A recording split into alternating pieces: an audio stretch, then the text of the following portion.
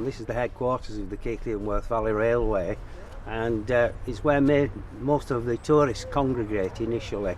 Since the society started up in 1962, this was the base for the railway to start with, before they actually took it over from British Railways. This actually is the only complete preserved branch line in Britain. The other ones are sections of former main lines and things like that, where ours is a complete railway that was built initially by the Midland Railway. Some people just come purely to ride on the railway because it's a steam-powered railway, but we get an awful lot of people using it to travel, to get somewhere.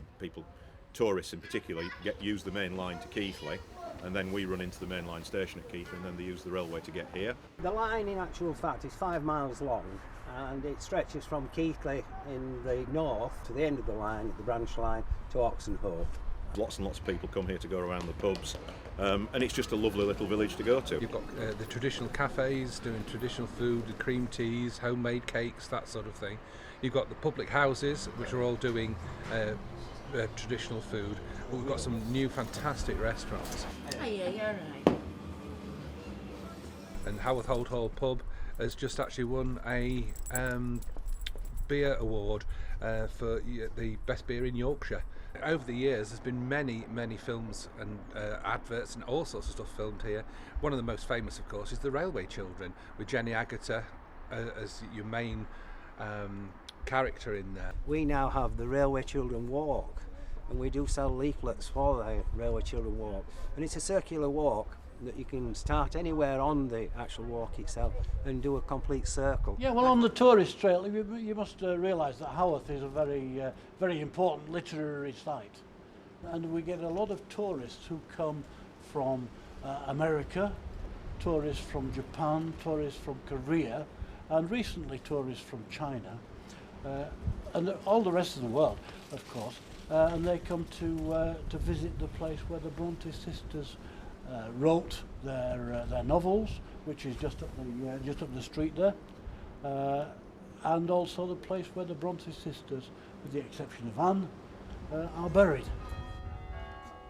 The house has been open as a museum from 1928. It was established, obviously, to preserve Bronte artefacts and letters and manuscripts and make them available to members of the public to see. We've now welcomed over 7 million visitors here, and the museum holds the world's largest collection of Bronte material. The atmosphere of Haworth is, of course, quite unique, and visitors who come here are particularly struck by the atmosphere within the graveyard itself.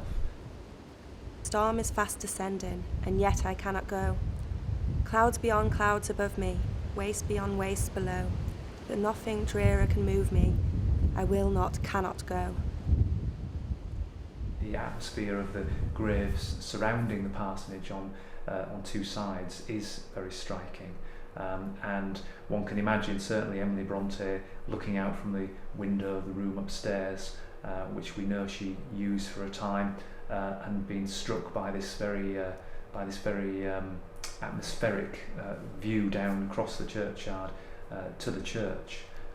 And certainly in her poetry, she was inspired by this atmosphere. Fall, leaves fall, die, flowers away, lengthen night and shorten day, every leaf speaks bliss to me, fluttering from the autumn tree. I shall smile when wreaths of snow blossom where the rose should grow. I shall sing when night's decay ushers in a drearier day.